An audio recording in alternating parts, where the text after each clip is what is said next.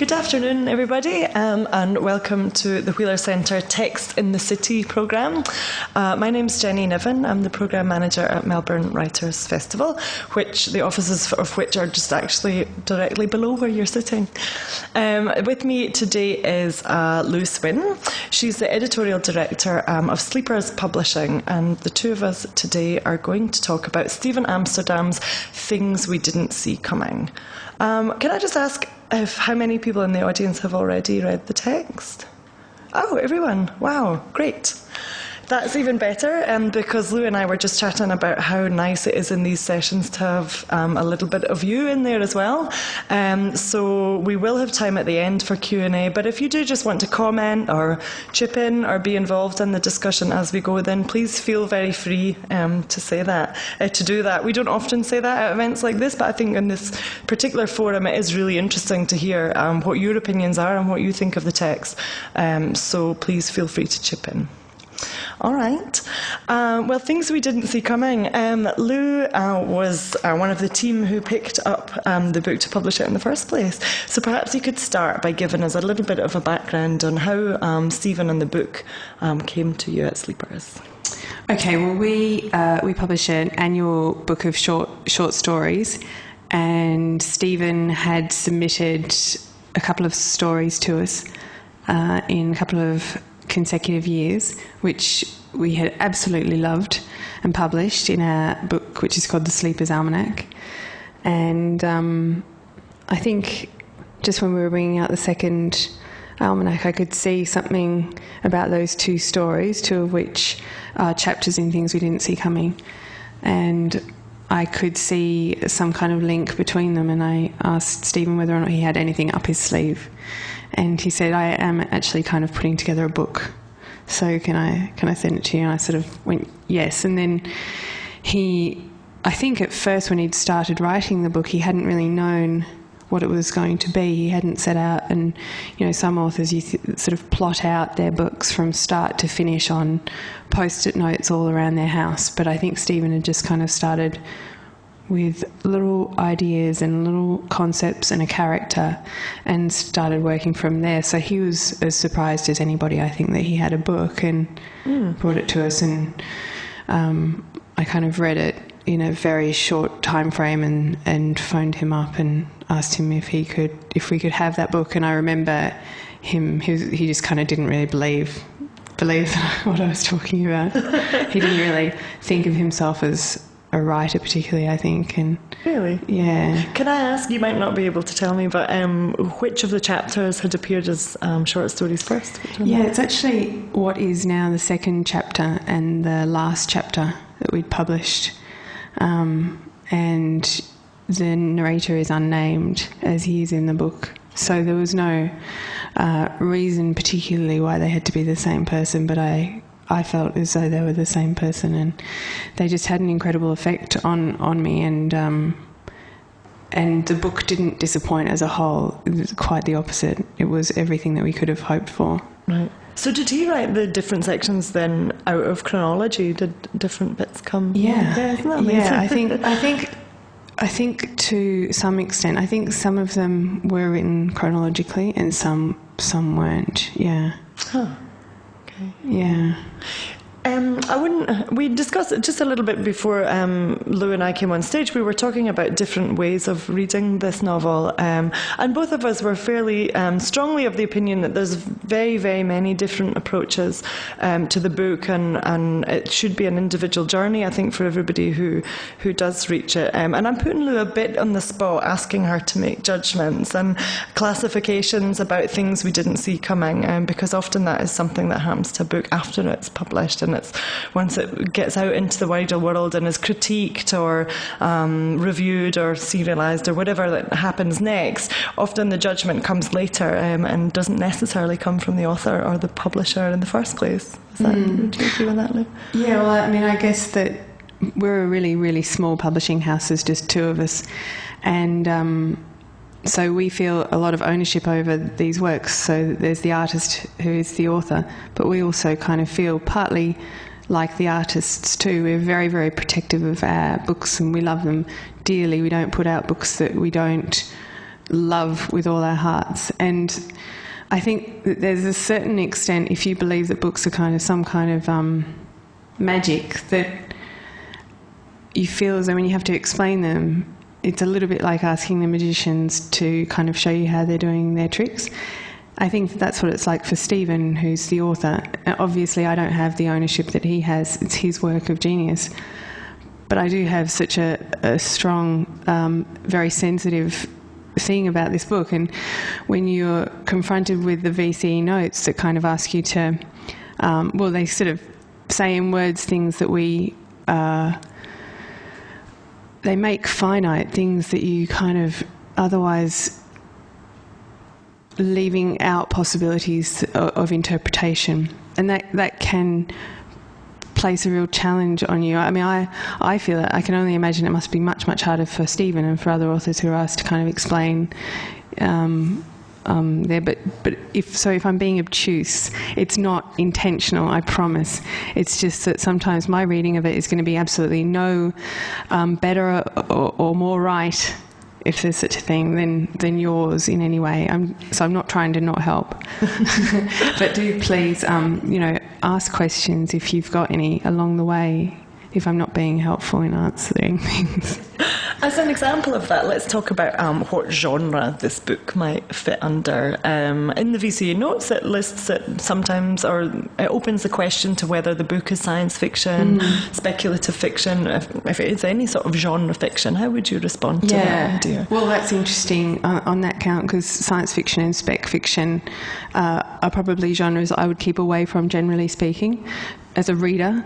So we never really wanted to classify it like that, but of course it does fit into a lot of the tropes of science fiction / spec fiction, depending on which is trendy at the moment. And it's also literary fiction, and there's also obviously the discussion about whether or not it is and should be read as a collection of short stories or as a novel. And we marketed it as a novel for two reasons. One, because we feel like it is a novel and works better as a novel, and two, because sorry. Just clarify what spec fiction is. I don't know. I've never heard that. It's another word for kind of science fiction, I think, but it's more in use these days. So I think it has a bit less. Is it short for something? Speculative. Yeah. So it kind of takes the idea that you imagine the world as it currently is, but with a few significant changes. So it's not a million miles away from... That's right. Exactly. Yeah. And certainly, obviously things we didn't see coming could fall into that category of imagining this world and then changing a few things. Yeah, because it's not a million miles away from the world that we already inhabit, right? Well, I would argue it's very close. Right. And I think that's the appeal of it. Certainly for me, who would keep away from science fiction when we were choosing words that we were going to use to market it, we agreed not to use the word dystopian, dystopic, although... And on dystopic as well, what you mean by that word too. Well, I mean, the kind of end of the world narratives, it is obviously classifiable in that genre, but we felt that we would be unnecessarily limiting the appeal of it. And people do judge these things on that kind of thing. And perhaps if I'd been told that it was a sort of spec-fic dystopic narrative before I read it, I would have read it slightly differently to how I read it. I mean, I think it's a story of the journey of this boy to manhood and its family, and it's a lot of different things. And it is, for sci-fi and spec fiction lovers, it is everything that they want it to be too, I hope. I don't want them to not like it either. Keeping all the options open, right? Yeah. In America, it was marketed as a collection of short stories. Was it really? What prompted them to make that choice, do you think? Well, they're a much bigger market, and there are more collections of short stories by single authors brought out, generally speaking. So it's a category that is not as freaky as I guess it is here. First-time authors bringing out a book of short stories that are completely unlinked is rare and not necessarily all that well received, generally speaking. Though, of course, there are always exceptions. And most recently there's Namley's The Boat, which is a great great collection of not linked short stories. Would it just to the audience, do you think it would have changed? Maybe it's something that to think about that we can come back to a little bit later, but whether or not, it would be interesting to hear whether or not you thought you would have read the novel differently if you'd thought about it as a collection of short stories rather than as the voice of one single narrated character. I think that's interesting. It would have changed for me completely how I would have read the book, I think. In what way do you think? I don't know, maybe I would have, because all the time as I was reading the novel, I was looking for the connections and looking to see how the character had developed over the course of how the experiences that he had been through had affected him and what lessons he took from one part of his life into the next. Had he been made bitter by this experience? Was he gradually becoming more disenfranchised? And perhaps if I had seen it as lots of different characters inhabiting the same world, I wouldn't have thought of him on a journey in the same way, perhaps. And I would sort of argue that cumulatively his life becomes more and more interesting, whereas separately they're still very interesting. But it's like when you get to know anybody better, people become more interesting. Yeah, absolutely. And the relationship with Margot, you think a little bit about her in relation to the other relationships with the other women in his life too. And that's... And his mother. Should we talk a little bit about that, about the relationships in the book? And, maybe to start with a big one, I think it's interesting how we begin and end with the character's father. Do you want to talk about that a little bit? Yeah, well, I think it is in some ways it's a classic father-son kind of narrative, and the father has a very interesting role in the son's life. I mean, I find it really interesting. It's one of the very appealing things about the book to me as a reader is the way you can, so much is not in that book, and yet so much of the narrative and the relationships that are established between the father and the son immediately are just so understandable right from the start. Yeah. Do you find that kind of I loved how for the opening chapter I thought, his dad's crazy. The book is going to be about the effect of what it's like to be in a family where your dad's way off left to centre. And then it turns out that the dad was right all along, so that was a kind of a delight to me actually, that was where the story went, because I hadn't seen that coming. and the immense affection that they have for each other absolutely. For each other in that straight away is, I think, very important to how he goes on to live his life. And the grandparents' relationship too, there's a huge amount of affection there, and I think there was a real kind of... And I found the main character to be much more sympathetic in the early stages of the novel when he is closer to his family. And I think when I was looking for those signs of how he'd been changed by what he'd gone through, I kind of wanted him to be back with his family, And I think also it creates a bit of levity, those relationships and the grandparents at the start. It's not that you're laughing at them, but there's a twinkle in everyone's eye, I think, in those bits, and it's a good setup, a good way to start. Yeah. Not with... I don't think it's a nostalgic book, but I think that there is a sense of childhood and all of its confusions as well as the delights of it. He manages to portray early on really well. I can talk about how much I love the book for ages. I published it, that's how much I love it. The title of the book is interesting though. So there was an alternative title proposed at one stage, is that right? Or was it always called Things We Didn't See Coming? Yeah, it was. The only alternative was Things I Didn't See Coming. Oh, okay. Yeah. What did you hear? I think there's something else in the VC, Is there? Yeah, it just goes to prove that you can't always believe what your teachers tell you. Yeah, that's interesting. Oh. Maybe I've read that wrong. Right. Cool, but... Yeah. I'm interested to know what that is now. Is there a warning in the title, do you think? Things we didn't see coming. Is there something that if you kind of make a leap between where we are in the world now and whether a dystopic future like that one is possible, is the author warning us that we need to make changes, or could there be something like that and we're just not, we don't see it coming? I think I think it is asking you what you hold dear in a lot of respects, what's important to you. It's like if anyone's ever said to you, what would you do for a living if money was no object? Right. And I think for me, part of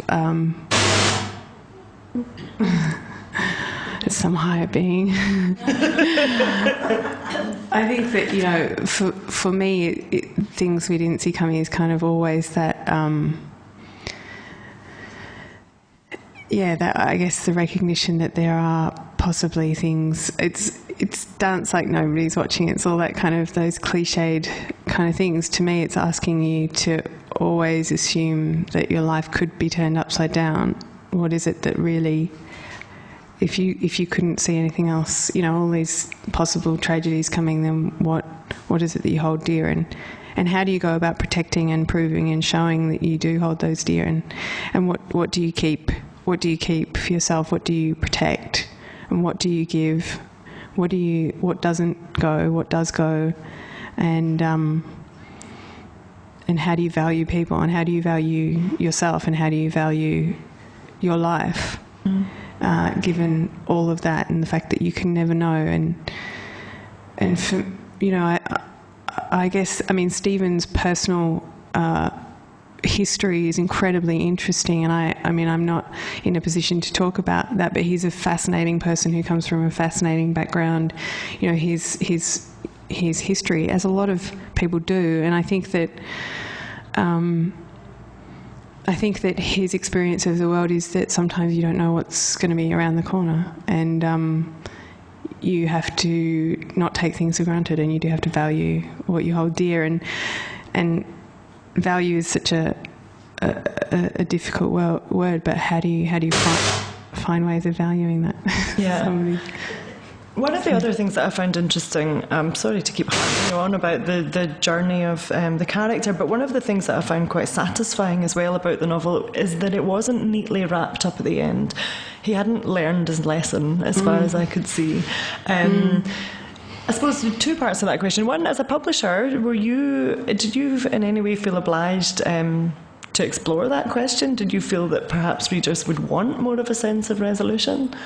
Are you talking about the very last words? No, more towards the journey. I think maybe it's back to the question of it being a series of related stories as well, but it wasn't, I didn't read the character as having picked up lessons from each of his sections and then taken those in, and I did this in section C, so this way, now that I'm confronted with a similar situation, I'm going to react this way. He makes a lot of comment in the second to last, I think, section about trying to live a very moral life, and he only stole as much as he had to. But there's a huge amount of things going on there that we're not privy to, and there's whole sections of his life that we don't hear about, which is probably wise. And there's other people in the book who agree the same things. We all did what we had to survive, and I find that very appealing. But then it's interesting that a book like that then shows up on the VC reading list. It's not the typical story of I behaved this way and I was reprimanded, or I learnt my lesson, or that's not something that really happens to the character in this book, I don't feel. Is that something that Steven wrestled with, or? I think a little. I can't speak for Steven, but I think that there was always there are always other chapters. There's always things that he left out and reasons for that. I think that the narrator does grow. I absolutely hear what you're saying, but I think that the narrator grows, somewhat learns something, but I guess it's not that typical, this happened and I've learnt from it. But does the VC text generally quite... I don't know, you'd need to ask I can't really remember. I obviously only did VC last year, but I already can't remember what it was like, what kind of books. I'm trying to think. Huckleberry Finn, pretty sure I did. I guess that has that kind of... And there's a section in the novel when he's with Margot and the other woman whose name has just escaped me. I forget her name. Who's the politician sort of figure. And she had a different name all throughout, and then we ended up changing it, so I've completely forgotten what we changed it to at the end. Julia. Thank you. I thought that was interesting too, how they navigate that little section in the book, that what we would currently, for want of a better way of describing it, would see as an immoral, for a politician anyway. It's not the type of relationship that you would see that she really wants to promote. This is central to her credibility as a political figure and her interest to the public. She has to have this very licentious three-way relationship with a guy and a girl, which is pretty out there. What kind of comment do you think the author was making in that section? I don't know. It's very tricky. Was he trying to normalise their behaviour, or was he trying to say something about the morality in a future? I mean, I feel as though the narrator never quite stops questioning. It doesn't feel as though they're going about things in an immoral way when they're doing it. It certainly seems not. You kind of accept that that's how life is being lived. But he, to me, doesn't even seem that comfortable in that section. To me, it felt as if that was what he, again, had to do to survive, because it bought him security, it bought him this closeness with Margot at whatever cost, and the whole thing of the three of them entering into this partnership, that bought them another year. So even that didn't really feel like it wasn't as if this hedonistic, all bets are off. Enjoying it as much as perhaps he could have been. Right, as you would be. Absolutely, perhaps. as I do frequently. Yeah, I know what you mean. Perhaps it's some kind of comment on the kinds of things that we do in relationships generally, and the kinds of things one needs to do to get through life. I mean, certainly, I think that this book and those chapters can be read on so many different levels. But I don't know if Steven would sort of say that was his intention, if you see what I mean. Right. When writing, to make that kind of absolute point. Yeah. I think that's often the case, though, isn't it? That, as we mentioned earlier, that the things that you read into a text later are often not necessarily what the author was intending to put there in the beginning. Yeah, I've definitely heard him sort of had questions, and he's gone, "Wow, I've never thought of it like that at all." And certainly, he gets asked about the end of the book and his interpretation, and the exact wording of that end was, had a lot of discussions over what it means, and it's funny, isn't it, what we bring to it, that it matters so much to us what exactly it means and how we're going to interpret that. Right. I kind of feel sorry for people who have to write essays about what exactly happens right at the end. Well, I think that's the lovely thing about the conclusion, that it is very ambiguous. I think you really can read it either way, and you could make a case for, it's not a spoiler because you have all read it, but whether or not he dies.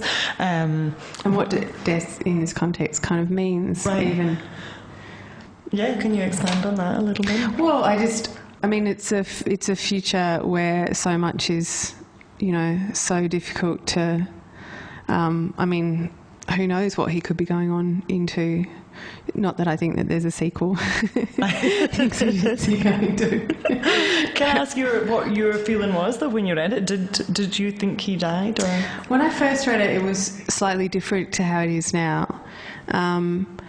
But I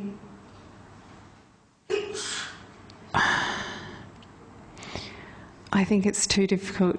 I don't want to sort of feel as there's definitely no right or wrong, and I think that if you sort of tell students that there's one way that you as a first reader read it as, it's kind of, you don't want to I would find that intimidating to hear that. Yeah. Okay. But I certainly think that it could be interpreted either way. Right. For me, I feel like he finds peace. Yeah. Well, exactly. And whatever that might mean. Yeah. I think. And then there's an essay in that, isn't there? Right. So what do you need? We've got 15 minutes left, so now would be a good time to interject if you would like to. Does anybody want to make a comment on what they've heard so far? Don't be shy. Means and it's funny, isn't it, what we bring to it, that it matters so much to us what exactly it means and how we're going to interpret that. Right. I kind of feel sorry for people who have to write essays about what exactly happens right at the end. Well, I think that's the lovely thing about the conclusion, that it is very ambiguous. I think you really can read it either way, and you could make a case for, it's not a spoiler because you have all read it, but whether or not he dies. And what death in this context kind of means, right. even. Yeah, can you expand on that a little bit? Well, it's a future where so much is, so difficult to, who knows what he could be going on into. Not that I think that there's a sequel. I think he's going to. Can I ask you what your feeling was, though, when you read it? Did you think he died? Or? When I first read it, it was slightly different to how it is now. But I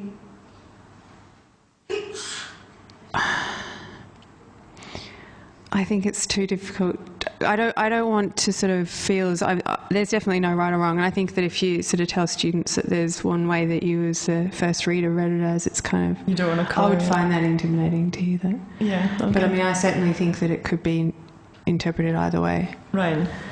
For me, I feel like he finds peace. Yeah. Well, exactly. Whatever that might mean. Yeah. I think.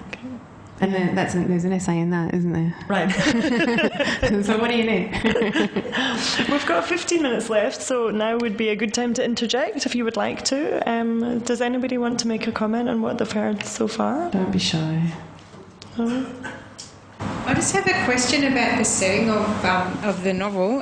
When I read it, I was quite confronted at first about the Americanisms in it, and then as I got into the flow of it a bit more, I sort of thought, okay, maybe he's portraying America as the sort of hub of the world's downfall or something like that. Do you know why he's sort of chosen that setting? Or look, it's kind of in any place. The author himself grew up in America, so his any place has got an American slant on it, I guess. But there are a lot of things that in it that couldn't or could be possibly in America in the future, but hopefully would be just of any kind of place. The idea being that you can hopefully visually see what's happening just as much as anyone anywhere in any future. And I guess that's why he also doesn't name the narrator, because it's hopefully going to be of any kind of place. And it has been translated into different languages too, so hopefully those readers also see it as something that's a bit close to them. It'll be interesting to hear what the feedback's like from other countries. But the French like it. Is that right? Yeah. Yeah, I did Google Translate and all the reviews were great. Yeah. Or so you're telling me. Yeah, exactly. Sacre bleu, poisson. Anyone else? You've got something to add? I'm really interested to know, how it's being taught, because I know that learning a book can really steal the fun out of it, can't it?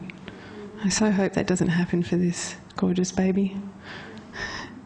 Well, we kind of feel a bit forced to read it and have to study it. It's just kind of like shoved down our throat and taught to read it. But I think overall it's been a pretty interesting book, a lot different to, like, generally, my brother did Year 12 last year here to do some Shakespeare, and it's really different in general from a lot of the VCE books we've had to do. But at the moment we're focusing on the themes, including sort of relationships, survival, and like world epidemics and natural disasters and all that. I was wondering if you could tell us a bit about those, what you think of all the themes of the novel. It certainly has quite a few themes to look at, and all the natural disasters. I mean, when we read the book, there was that Cormac McCarthy book, The Road, had sort of come out not that long before, and we sort of interpreted, I guess we thought that there would be quite a few comparisons, which there were, to that kind of end of the world-y thing, because it does start with the Y2K bug thing, which apparently has been forgotten because it was 11 years ago, but it was a big thing for a lot of people. And I mean, I would think that all of those themes and topics give you a lot to write about. The relationships, if you wanted to write it from that angle, I think it's an incredibly rewarding book in terms of the relationships and the family. If you take away everything else, it's just like a family narrative in lots of ways. But what do you think are the most interesting sort of things that are going on in the book from a perspective of sort of themes? I mean, what are you thinking of focusing on? Well, personally, I've focused on the relationships and not just within family and two people loving each other in general, how in times of crisis or preparation for crisis or theories of crisis, even like the theory of the Y2K bug, how we all sort of form divisions. Like, as you can see, Otis, he believed in the Y2K bug and his wife didn't and his family didn't. So they kind of were divided on their own. And then when a crisis actually hit, there was like further divisions. Like some people choose to do something, some people just go, oh my God, chaos, and break apart. So I've personally been focusing on the relationships and survival, which is a really big theme in it that's constantly reoccurring in every story. There's something horrible that happens, whether it be flood or drought or just from one extreme to the other, and just basically those ones. And it's almost as if, I think, like you say, you are expected to join a tribe almost, or a faction, and unless you find your place, that's actually a key to survival, isn't it? That he has to find a government job or a position somewhere to make him legitimate in a way, which is kind of terrifying, but perhaps that's what we do, you know? That's right. It's like in one of the stories, I think it's the last one, he's in part of a cult almost. Like, that's what I kind of perceived it as, and it's like really making decisions that are going to take you one way or another. Yeah. And sometimes those decisions are kind of being taken out of his hands too. Yeah, definitely. He doesn't have a choice in how a lot of things result for him. Or he has to take very extreme measures to make those choices, like throwing himself out of a moving car in the last section. Yeah.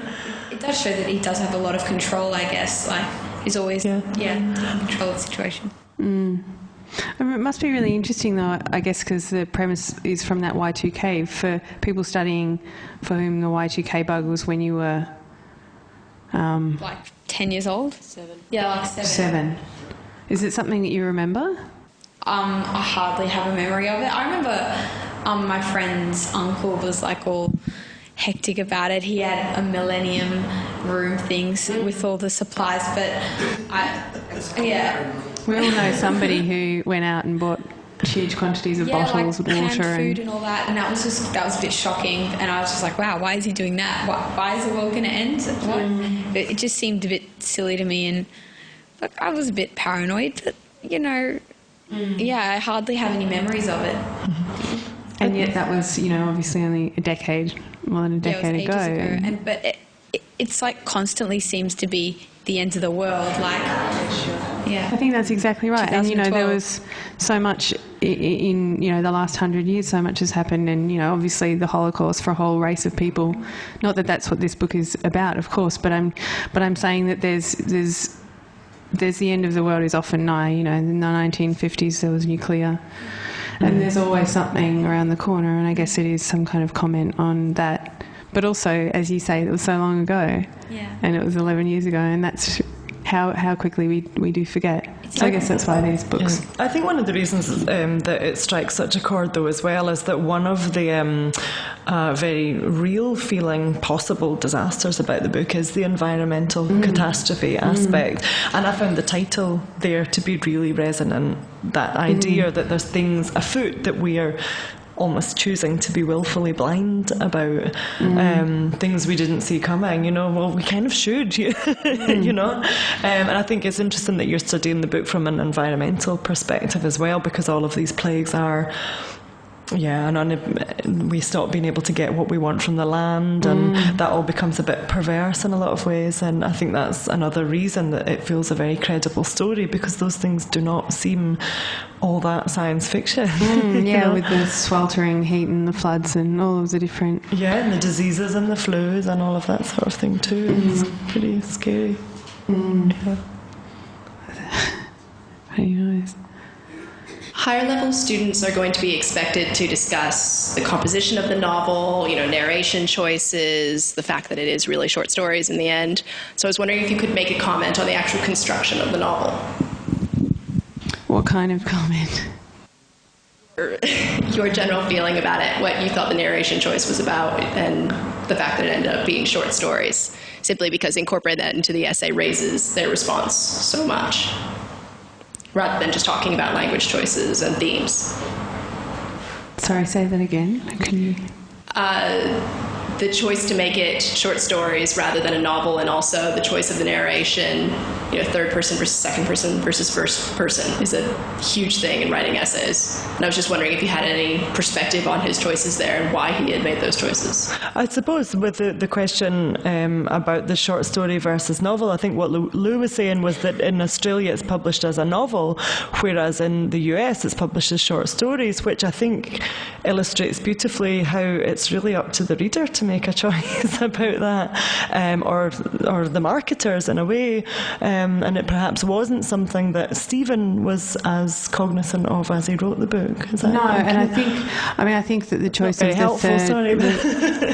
Well, I think the choice of the third person is that you choose your narrator because it allows you to give a particular perspective, and I think that for Steven to be able to show the things he wanted to show, he wanted to give a little bit more distance than first person possibly would have allowed, and second person just wouldn't have suited the narrative style, or even particularly Steven, I think, wouldn't have suited him. So I am not entirely sure, but I would think that he never played around with another kind of narrative voice. We certainly never discussed moving it to first person or anything like that. The things that you need to not see and the things that you need to see seem so much clearer, I think, because of the distance of the third person. And there's such a big distance too in between each of the chapters that I think that it kind of reflects. If that makes sense, it kind of reflects that. Yeah, I don't know if that answers your question. Yeah. How do you feel that it would have altered it if he'd made a different choice? Yeah. To be honest, I haven't read it carefully enough yet to have a look at that. I'm a VCE tutor and just always looking to help students with that extra drive forward. Sure. But certainly I think in creating a level of, omnipotence, then what he chose was quite successful. Right. Okay. Well, we're just about to wrap, so I suppose one question that I would like to put to you, Lou, before we finish is that, given we've mentioned that at different eras, like perhaps in the 1950s, then there's the Holocaust, and then there's the Cold War, and if you look at movies and things from the 70s, the sort of horror movies, the sort of things that people are preoccupied with at different eras are very different. And so what do you think the future for this book will be? Will it stand the test of time, or if you read it in 50 years, will the Y2K thing seem even more bananas than it does now? Or what do you think the future for things we didn't see coming is? I hope that what Steven has written is timeless in the respect that you will be able to read it and see yourself in it, and get engaged with the story and the characters, and always wish them the best and hope for them. I think that's what you do when you love a book. I would love to think it doesn't age poorly. I don't think the Y2K thing is a massive thing in the book. No, it's more of a trigger, isn't it? Yeah. And I can't imagine that we're sort of going to be so far removed from any kind of environmental disaster in 50 years that we won't be able to remember what it's like to worry about, water saving and all of the many different sort of personal domestic ways we have to respond to the different things. Bananas are more expensive now, right now. Whether or not those things are ever going to go away, I don't know. I think it's part of the human condition that we're always having to kind of evolve into those kinds of things and deal with these kinds of things. So I would love to think that what do you think in 50 years' time? I do feel that the things that you're describing, there is a universality about it, and the sort of fear that it taps into, that isn't going to go away, even if you revision what the next apocalypse would be like, and if we have different concerns about what that might be like 20 years from now. I think there's still enough about the book that is human enough that those things are kind of secondary. And it does, fear is obviously, it's a word that we haven't really talked about, but there is an underlying fear, but also hopefully there's, to balance that, there's the kind of optimism of it, hopefully, as well. Hope in this story. and survival and family and all of those things that kind of see you through. Yeah, and, you know, he does have to believe in himself along the way, and sometimes, you know, it's almost all he's got to get through. Yeah. Great. Well, I think we'll leave it there. So I'd like you to join me in thanking Louise Swinn. Thanks, Jenny. Thank you.